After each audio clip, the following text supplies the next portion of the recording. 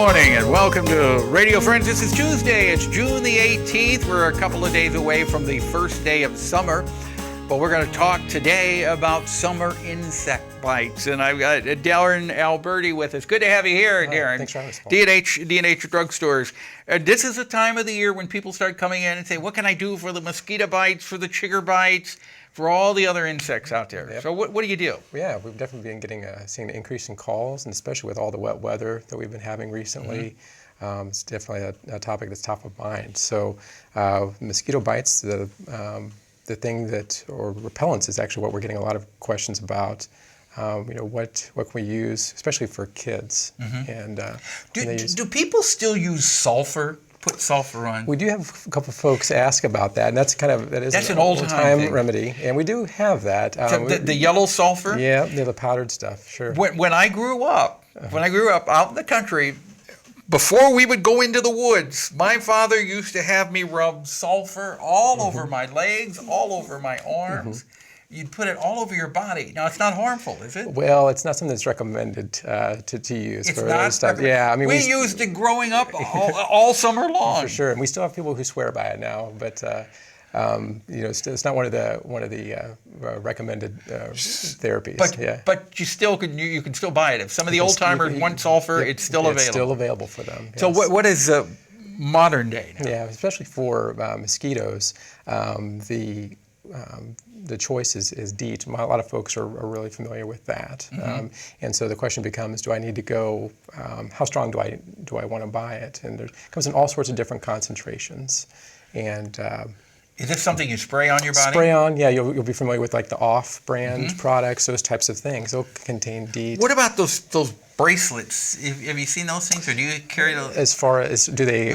Do they work? If they contain DEET, they might have a little bit of a localized effect. But really, to get full treatment, you really kind of want to get something that would cover more. Is there anything that will keep the chiggers away from you? Yeah, chiggers are difficult to do for sure, and there have been evidence that the DEET will work, or like a permethrin product, like a Nix type product that some folks might be familiar with. But if you get the chigger bites, which I get all the time, I mean it's just part of summertime, I would come in and I'd get that lotion that you put on, calamine lotion. Calamines. That works, right? That will work. Anything with kind of a local anesthetic effect would work. And there actually is a product called Chigger-X that. Chigger-X? Yep. It's just a little cream that you can put right on the spots, and that will work. Now, there's a misconception out there that the chiggers actually burrow under your skin, and that you want to put like. Nail polish on them to suffocate them. Well, that's not true. They don't burrow under your skin and live there. Okay, but that's an old-time thing of putting nail polish on, right? For sure. Yeah. So the chiggers don't burrow under your skin. They just bite you and they leave? Yep. It's a real bad localized reaction to their saliva. That's what causes those. So they're like a little mite, aren't they? And they bite you. So and Chigger-X will work with that, or the calamine lotion. Yeah, that will work too. Okay. Sure. If you got any questions about any of the summer insect bites, how to keep them away. What's that thing I see an ad on television? It's like it puts a dome over you. Yeah, for sure. I've seen that one. Yeah. Give them a call at D&H Drug. They'll help you out. What's your phone numbers? We're at Broadway 777-7333, and Paris Road is 777-7373. Okay, DARRAN ALBERTY, thank you so much for coming by. Thanks for having me. And tell your dad I said hi, and Gene Forrester that we said hi. We'll do it. Okay, sure. Good having you here. Now we turn to Steve Johnson, Missouri River Community Networks. Pleasure to have you.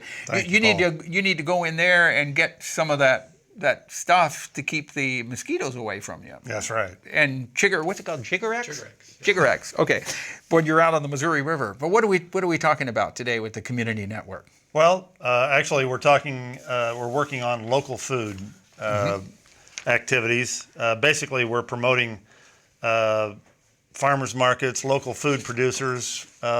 Local food is really one of the best economic development opportunities that we have in mid-Missouri. Right, and this coming Saturday, June the 22nd. June the 28th, or 22nd. June 22nd, you're having a taste of local Missouri, Monotone County Food Festival. That's correct. And that's going to be in historic High Street. In downtown California.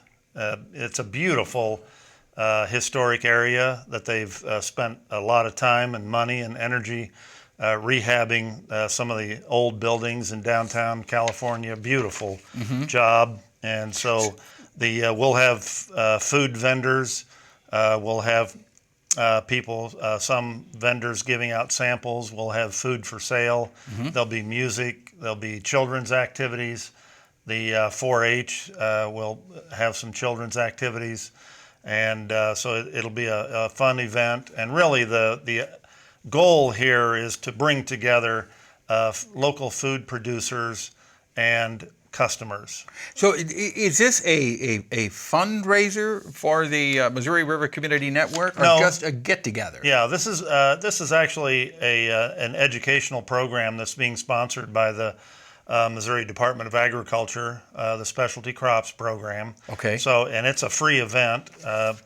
Now it's free to get in. If you want food, You have to purchase you have that. to purchase that. And you'll be able to buy local produce also? That's correct. So it'll be like a farmer's market also? It'll be kind of a farmer's market, kind of a farmer's market festival. Okay, is the that will idea. be in Montauk County, the Montauk County Food Festival, this coming Saturday, June the 22nd, 3 to 7 p.m. in downtown California on historic High Street. That's correct. Now, we've got about a minute left here, Steve. Is there anything coming up with the Missouri River Community Network that you would like to?